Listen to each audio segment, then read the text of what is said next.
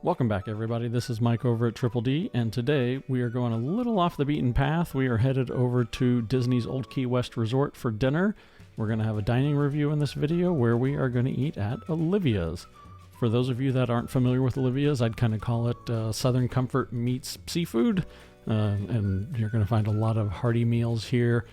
Some made with things like fried chicken, and some made with crab cakes and fish and things like that. But it does take a little work to get to because it's over at Old Key West Resort. You only have basically car and bus are your only two ways to get there. There's no other forms of Disney transportation, but I think if you'll make your way over there, I think you'll be pretty pleased with the food you're going to have. And as always, please, if you find this video useful, these reviews useful, please hit that subscribe button, turn on notifications, hit the like button, share this video with others that you think might find it useful, and let's go ahead and let's go take a look at the inside of Olivia's. Now, when you get inside of Olivia's, you're going to see a pretty clear nautical theme. So sorry for the picture here. I actually completely forgot to take video of the interior when we ate here. We've actually eaten here a few times now, so this is a picture from one of our earlier dinners here. But you can see the fish, the oars, like you see in this picture here, ships, steering wheel. You know, the nautical theme is pretty clear and full on display. Like I said, this is kind of seafood meets Southern comfort and home cooking. The other thing I think you'll find interesting if you go into kind of the side room that's kind of off of the main dining room is all these pictures on the wall that you see here. So these are pictures of DVC owners. For those of you that don't know, Old Key West was the original DVC resort, and for whatever reason, the folks at Olivia or the people at Old Key West decided to put pictures of all the DVC owners on the wall in here. So it's a fun little kind of go look around, walk around while you're waiting for your food and see what you see on the wall. There's definitely some very interesting photos. Some might be interesting because of the styles of the time when they were taken. Other ones are just, you see interesting folks that you kind of wonder what they're doing these days. So let's go ahead and move to video now, and we'll see some of the food that we got. Now, these days at Disney World, you'll find at every restaurant you're going to get a QR code like this, where you'll be able to scan it with your smartphone and then see what the menu looks like. They're not generally giving out hard copy menus, but they are available if you ask for them. In our case, Carl had asked for an allergy-friendly menu, so this is kind of what it looks like. If you're looking for allergy-friendly food, you can take a look at what's on here. Now, this is as of when we ate, but it'll give you an idea what they have. Before we get to the food, I did actually have a cocktail. I had a watermelon margarita, which has Patron Silver tequila, watermelon, and lime juice. It was excellent. The tequila wasn't overpowering, but you could definitely tell it was there. They weren't skipping on the booze. It was a great kind of blend of the tequila flavor and the just slight hint of sweetness from the watermelon with some of the tartness of the lime. I definitely recommend this. Before we start our entrees, we actually did have some appetizers, and as you can see here, the bread service that you get at Olivia's. This is pineapple coconut bread, and the butter is nothing unusual. It's just plain butter. But the bread was good. I wouldn't say it was unbelievable. It had a nice softness on the interior, a firm exterior, but I wouldn't say it's a reason you come here. It's not like the bread service at Sanaa or bread at Ohana or anything like that, but a good, nice bread to start the meal. For her appetizer, Carla got the beets and citrus salad, which is sangria poached beets, avocado puree, orange segments, sunflower seeds, arugula, and a white balsamic vinaigrette. And she absolutely loved this appetizer. As you can see by the little stick in it, this is off of the allergy-friendly menu, which she eats off of quite frequently, but you can kind of see the orange wedges in there. The little green stuff on the bottom of the bowl is the avocado puree, the sunflower seeds. The flavors work together unbelievably for her. She's a huge salad fan and eats that way to eat well at Disney World, and she absolutely loved this. And there's really no question that she would get it again, and we recommend you guys check it out as well. For our last appetizer, we got the Conch Fritters, which you can see here. They're served with the key lime mustard and then a remoulade sauce. Then you can see a little lime and lemon wedge to squeeze on them if you so choose. I actually really like these. They're a bit of a hush puppy consistency, but kind of crispy on the outside and then chewy on the inside. As long as you're okay with that type of texture, then you're going to be good here.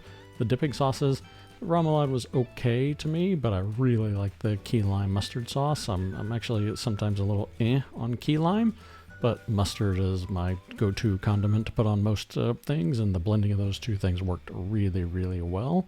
I would definitely recommend these as something to check out.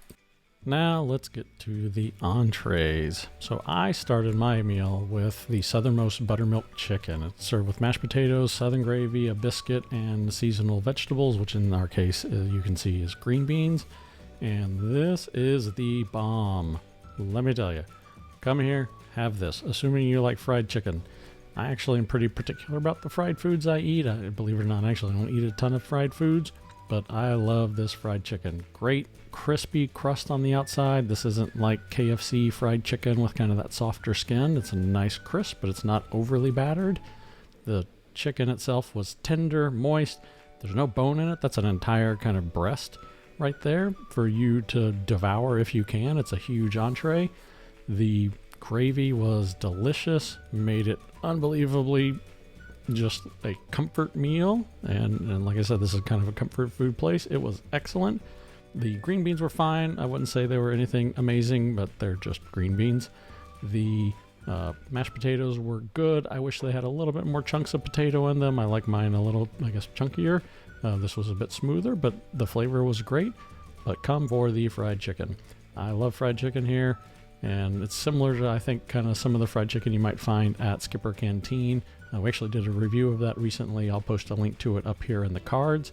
But this is the meal, in my opinion, you come here for. Next up on our dinner is the entree that Anna got, which was Captain Wahoos catch of the day. So this is a fish that sort of changes from time to time. In our case, it was salmon, which is why she got it. She's a huge salmon fiend. And then she got a side of fries and green beans with it. Of course, we had to make her get green beans because what, 10-year-old, 11-year-old wants to actually, freely order a vegetable. But the salmon was excellent. It was cooked perfectly. It was nice and flaky. The flavors worked really well. She devoured it. If you've got a kid who likes salmon like she does, then this is going to be the meal for you. Now, unfortunately, she is now old enough that she has to eat off the adult menu, which makes it a little more expensive. But hey, if she's going to eat all her food, especially the vegetables and the salmon, not so much the fries, then we're all for it. But this was a good piece of fish. I will save you a little bit of time in the review here, and you will notice that Carla actually also had salmon as well off the allergy-friendly menu. So you've got, squash, zucchini, assorted vegetables underneath it, but it's basically the same thing that Anna had, and she enjoyed it as well, but nothing really to add to it. And the last entree we had was Elsa's, which was the Kaioweso shrimp pasta. Kaioweso means Key West, so it's sauteed shrimp, zucchini, yellow squash, grape tomatoes, spinach tossed in a penne pasta, and pesto cream sauce. She and I actually shared this entree a little bit because I was curious about it myself, and it was actually excellent. The shrimp was cooked very well. The pesto sauce was fabulous, but I love pesto, so that probably isn't any great shocker there. I did think that the zucchini was a little overcooked. It was a little soggy for my liking. I like to have my vegetables maybe have a little bit more crispness to them, but maybe that's just a personal preference thing. But the flavors worked well. Elsa did say that she thought that there was a little too much cheese of Parmesan on top of it. But beyond that, she actually really enjoyed it and said that she would get it again. So, for a somewhat picky eater, I would take that as success. So, definitely something that we would try again. And now it is time for dessert. Yes, the best part of the meal. And the girls elected to start with the key lime tart that comes with a mango and raspberry sauce, which you can kind of see drizzled on the plate there. I'm not a huge key lime fan, so this was an okay dessert to me, but I will say that Anna and Elsa devoured it, loved it. They both love key lime. If you're a big key lime pie fan, my guess is you're going to like this. Carla did not have it because of all the glutinous type dessert components in it, but for Anna and Elsa, this was a winner. Okay, and this may be a case of saving the best for last with the banana bread pudding sundae, which is what I had for dessert. It's served with a bananas Foster topping and vanilla bean ice cream and a couple little bananas down below. This is amazing. I love this dessert. I would eat it every time I went there, no matter how stuffed I was from eating the chicken or anything else. The bananas Foster sauce is excellent if you like bananas Fosters. If you don't, then you may not like this.